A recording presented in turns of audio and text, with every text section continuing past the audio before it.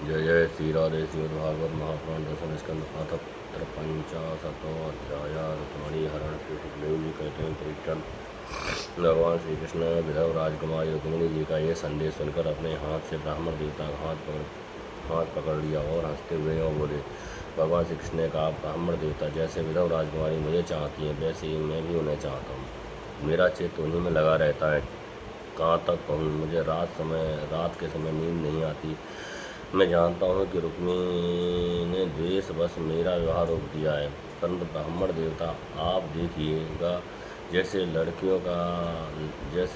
लकड़ियों को मथ कर एक दूसरे से रगड़ कर मनुष्य उसमें से आग निकाल लेता है, वैसे ही युद्ध में नामधारी क्षत्रिकुल कलंक को तहस नहस करके अपने प्रेम करने वाली परम समुद्री राजकुमारी को मैं निकाल लाऊंगा। श्री सुखदेव जी कहते हैं, परीक्षण मधुसूदन श्री कृष्ण ने ये जानकर कि रुक्मिणी के विवाह की लगन परसों रात्र में ही है, सारथियों को आज्ञा दी कि दारुक तनिक भी विलंब न करके रथ जोत लाओ। दारुक भगवान के रथ में सेव्य सुग्रीव, देमेघ, पुष्प और बालाहक नाम के 4 घोड़े जोत कर उसे ले आया और हाथ जोड़कर भगवान के सामने खड़ा हो गया। सूर्यनंदन श्री कृष्ण ब्राह्मण देवता को पहले रथ पर चढ़ाकर फिर आप भी सवार हुए और उन शीघ्रगामी घोड़ों के द्वारा एक ही रात में अनर्थ देश से विदर्भ देश में जा पहुँचे। कुंती नरेश महाराज भीष्म अपने बड़े लड़के रुक्मिणी के स्नेहवश अपनी कन्या शिशुपाल को देने के लिए विवाह उत्सव की तैयारी कर रहे थे। नगर के राजपथ चौराहे तक गली कूचे झाड़ बहार दिए गए थे, उन पर छिड़काव किया जा चुका था। चित्र विचित्र रंग बिरंगी छोटी छोटी झंडियाँ और पताकाएँ लगा दी गई थी, तोरण बांध दिए गए थे।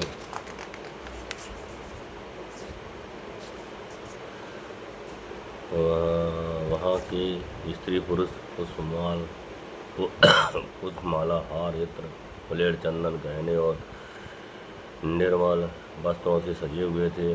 वहाँ के सुंदर सुंदर घरों में अगर के धूप की सुगंध फैल रही थी। परीक्षित राजा भीष्मक ने पितर और देवताओं का विधिवत पूजन करके ब्राह्मणों को भोजन कराया और नियमानुसार स्वच्छ वाचन की भी शोभित दांतों वाली परम सुंदरी राजकुमारी रुक्मिणी जी को स्नान कराया गया। उनके हाथों में मंगलसूत्र, कंकड़ पहनाए गए, बार बनाया गया, 2 नए वस्त्र उन्हें पहनाए गए और वे उत्तम आभूषणों से भूषित की गई। श्रेष्ठ ब्राह्मणों ने साम, ऋक और यजुर्वेद के मंत्रों से उनकी रक्षा की और अथर्ववेद के विद्वान पुरोहित से गृह शांति के लिए हवन किया। राजा भीष्म कुल परंपरा और शास्त्रीय विधियों के बड़े जानकार थे। उन्होंने सेना, चांदी, वस्त्र, गुड़ मिले हुए तेल और गोएं ब्राह्मण को दी।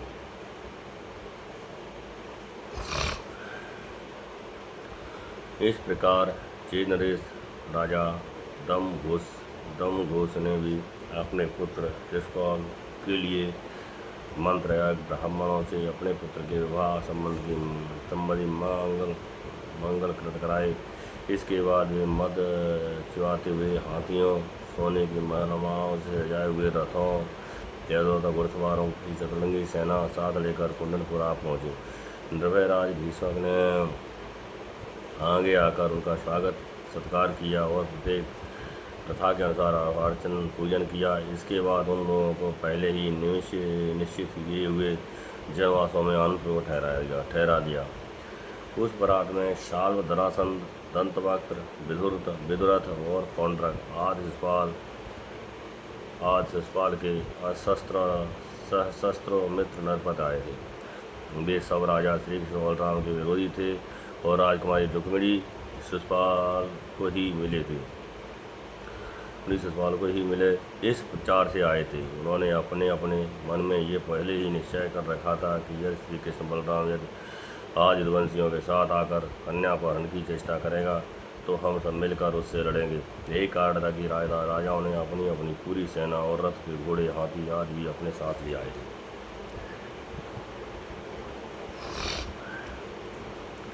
विपक्षी राजाओं की इस तैयारी का पता भगवान बलराम जी को लग गया था, और जब उन्होंने यह सुना कि भैया कृष्ण अकेले ही राजकुमारी हरण करने के लिए चले गए हैं, तब उन्होंने वहाँ सारी लड़ाई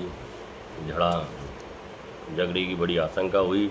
यद्यपि श्री कृष्ण का बल विक्रम जानते थे, फिर भी भ्रातृ स्नेह से उनका हृदय भर आया। वे तुरंत हाथी घोड़े रथ और पैदलों की बड़ी भारी चतुरंगी सेना साथ लेकर कुंडलपुर के लिए चल पड़े।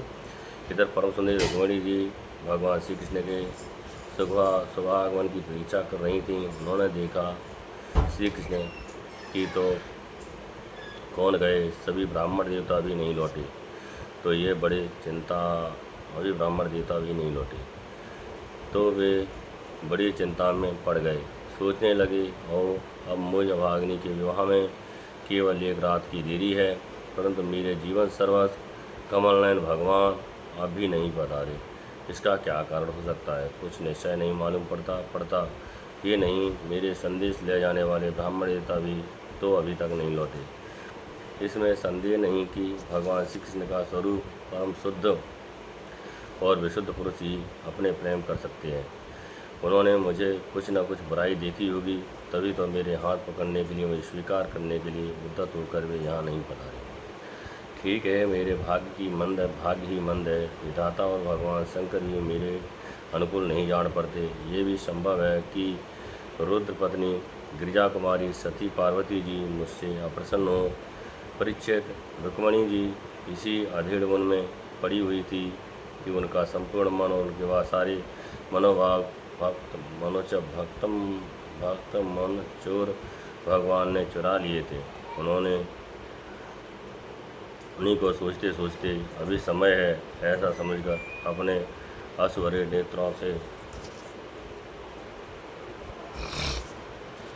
भरे नेत्र बंद कर लिए। परीक्षित इस प्रकार रुक्मिणी जी भगवान श्री कृष्ण के शुभागमन की प्रतीक्षा कर रही थीं।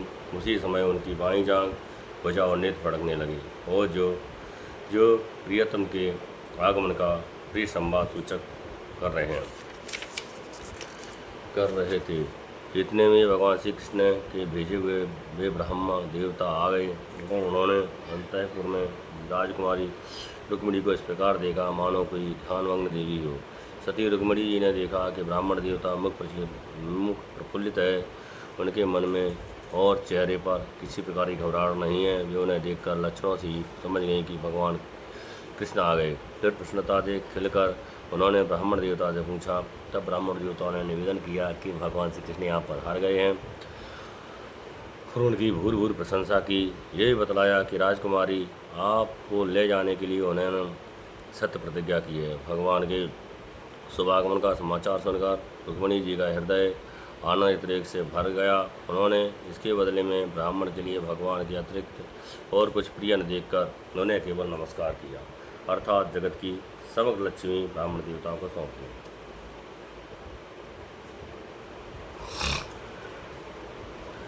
राजा भीष्मक ने सुना कि भगवान श्री कृष्ण और बलराम जी मेरी कन्या विवाह देखने के लिए उत्सुकतावश यहाँ पर आ रहे हैं। तब तुरही भेरी याद बाजे बजाते हुए पूजा की सामग्री लेकर उन्होंने उनकी आगमनी की, और मधुपार्क निर्मल वस्त्र तथा उत्तम भेंट देकर वेदपूर्वक उनकी पूजा की। भीष्मक जी बड़े बुद्धिमान थे, भगवान के प्रति उनकी बड़ी भक्ति थी। उन्होंने भगवान को सेना और साथियों के साथ समस्त सामग्रियों से युक्त निवास स्थान में ठहराया और उनका यथावत आतिथ्य सत्कार किया। देवराज भीष्मक के यहाँ निमंत्रण में जितने राजा आए थे, उनके पराक्रम अवस्था, बल और धन के अनुसार सारी इच्छाएं वस्तुएं देकर सबका खूब सत्कार किया। विदर्भ देश की नागरिकों ने जब सुना कि भगवान श्री कृष्ण यहाँ पर आए हैं, तब वे लोग भगवान के निवास स्थान पर आए और अपने नयनों की अंजलि में भर कर पद्मारविंद का मधुर मकरंद रस पान करने लगे। वे आपस में इस प्रकार बातचीत करते थे। रुक्मिणी इनकी अर्धांगिनी होने के योग्य है और ये परम पवित्र मूर्त श्याम सुंदर रुक्मिणी के ही योग्य पत्य हैं। दूसरी कोई उनकी पत्नी होने के योग्य नहीं है। यदि हमने अपने पूर्व जन्म या इस जन्म में कुछ शुभ कर्म कोई भी सत्कर्म किया हो तो त्रिलोक विधाता भगवान श्री कृष्ण प्रसन्न होकर और ऐसी कृपा करें कि श्याम सुंदर श्री कृष्ण की पितृराज कुमारी रुक्मिणी का पारग्रहण करें। परीक्षा जिस समय प्रेम बरवश होकर प्रवासी लोग परस्पर इस प्रकार बातचीत कर रहे थे, उसी समय रुक्मिणी जी अंतःपुर से निकलकर देवी जी के मंदिर में उनके लिए चली। बहुत सी सैनिक उनकी रक्षा के लिए नियुक्त थे। वे प्रेम मूर्ति श्री कृष्णचंद्र के चरण कमलों का चंदन करती हुई भगवती भवानी के पाद पल्लवों का दर्शन करने के लिए पैदल ही चली। वे स्वयं मौन थीं और माताएं तथा सखी सहेलियां सब ओर से उन्हें घेरे हुए थी। सूरवीर राज सैनिक हाथों में अस्त्र अस्त्र उठाए कवच पहने उनकी रक्षा कर रहे थे। उस समय मृदंग, शंख, ढोल, दई और भेरी बाजे बज रहे थे। बहुत सी ब्राह्मण पत्नियां पुष्पमाला, चंदन आदि सुगंध द्रव्य और गहने कपड़ों से सज धजकर साथ चल रही थीं। अनेकों प्रकार के उपहार तथा पूजन आदि की सामग्री लेकर सहस्त्रों श्रेष्ठ वीरांगनाएं भी साथ चल रही थीं। गवैया गाते जाते थे, बाजे वाले बाजे बजाते चलते थे और सूत मागा तथा बंदीजन दक्षिण के चारों ओर जय जयकार करते हुए वृंदावली बखानते जा रहे थे। देवी जी के मंदिर में पहुंचकर रुक्मिणी जी ने अपने कमल की सदृश सुकोमल हाथ पैर धोए, आचमन किया। इसके बाद बाहर भीतर से पवित्र एवं शांत भाव से युक्त होकर अंबिका देवी के मंदिर में प्रवेश किया। बहुत सी वीर विधान जानने वाली बड़ी बूढ़ी ब्राह्मणियाँ उनके साथ थीं। उन्होंने भगवान शंकर की अर्धांगिनी भवानी को और भगवान शंकर जी को भी रुक्मिणी से प्रणाम करवाया।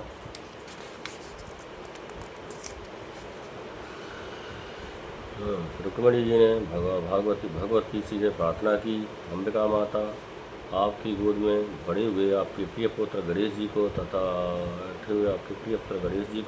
आपको बार बार नमस्कार करती हूँ। आप ऐसा आशीर्वाद दीजिए कि मेरी अभिलाषा पूर्ण हो, भगवान श्री कृष्ण मेरे पति हो। इसके बाद रुक्मिणी जी ने जल, गंध, पुष्प, अक्षत, धूप, वस्त्र, पुष्पमाला, हार, आभूषण उनके अनेकों प्रकार के नैवेद्य, भेंट और आरती आदि सामग्रियों से अंबिका देवी की पूजा की। तदनंतर उक्त सामग्रियों से तथा नमक, हुआ, पान, कर्णसूत्र, फल और ईंट से स्वागत ब्राह्मणियों की भी पूजा की। तब ब्राह्मणियों ने उन्हें प्रसाद देकर आशीर्वाद दिए और दुल्हन से ब्राह्मणियों और माता अंबिका को नमस्कार करके प्रसाद ग्रहण किया। पूजा अर्चना की विधि समाप्त हो जाने पर उन्होंने मौन व्रत तोड़ दिया और रतन जड़ित अंगूठी से चकमकाते हुए कर कमल के द्वारा एक सहेली को हाथ पकड़कर गिरजा मंदिर से बाहर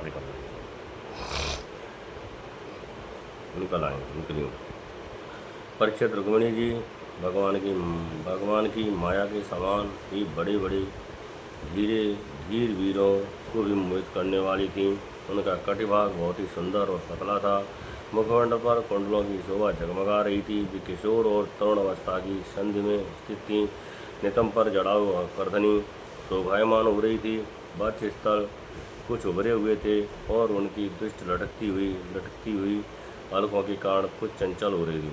उनके होठों पर मनोहर मुस्कान थी।